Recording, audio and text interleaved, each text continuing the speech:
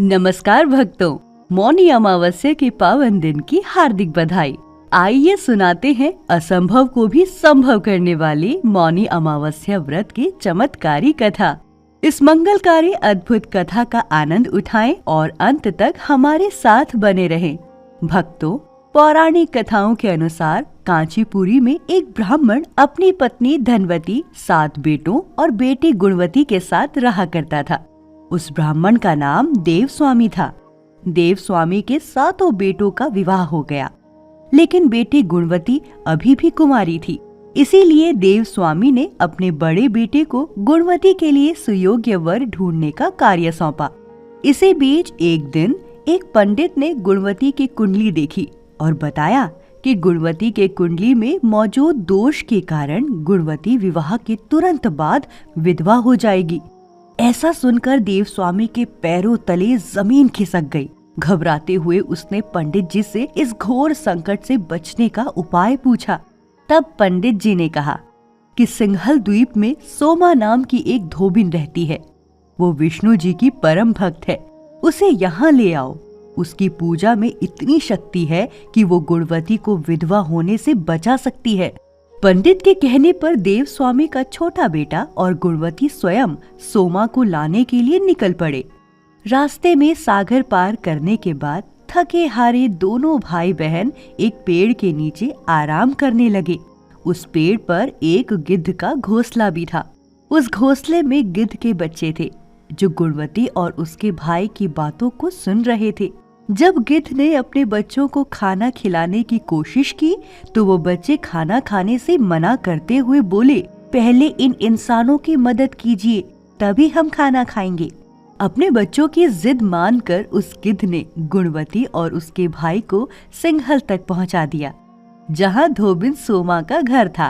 अब दोनों भाई बहन सोमा को खुश करने के लिए तरकीबें सोचते रहे। हर सुबह दोनों भाई बहन सोमा को प्रसन्न करने के लिए उसका घर साफ करके घर की लीपा पोती करने लगे।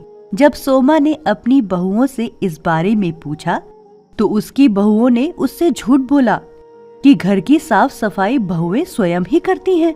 किंतु सोमा भी अत्यंत चतुर थी। उसने अगली सुबह जल्दी उठकर गुणवती और उसके भाई को साफ सफाई करते हुए देख लिया। वो दोनों के काम से बहुत ही खुश हुई और सारी बात जानकर दोनों के साथ उनके गांव चलने के लिए तैयार हो गई। चलते समय सोमा ने अपनी बहुओं से कहा कि मेरी अनुपस्थिति में यदि किसी का देहांत हो जाए तो उसका दाह संस्कार मत करना, बल्कि मेरे वापस आने की प्रतीक्षा करना। और फिर सोमा भाई बहन के साथ कांचीपुरी पहुंच गई।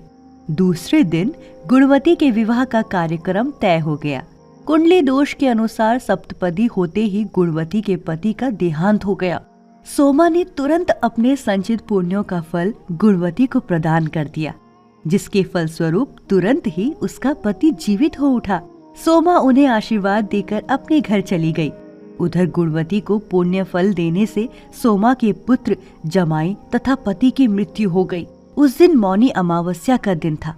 सोमा ने पुनः पुण्य फल संचित करने के लिए अश्वत्थ अर्थात पीपल के वृक्ष की छाया में विष्णु जी का पूजन करके 108 परिक्रमाएं की। अंततः उसके परिवार के मृतक जन जीवित हो उठे और इस प्रकार सोमा को उसकी निस्वार्थ भक्ति का महाफल प्राप्त हुआ। इस प्रकार मौनी अमावस्या के दिन किसी पवित्र नदी में स्नान कर विधिवत भगवान विष्णु की पूजा अर्चना करने व पीपल के पेड़ की परिक्रमा करने से मनोवांछित फल की प्राप्ति होती है तथा परिवार के सदस्यों पर भगवान का आशीर्वाद सदैव बना रहता है। निष्काम भाव एवं भक्ति से सेवा का फल मधुर होता है। इस व्रत का यही लक्ष्य है। हम प्रार्थना करते हैं कि श्री विष्णु जी ने जैसे गुणवती और सोमा का कल्याण किया, वैसे ही आप सभी का कल्याण हो।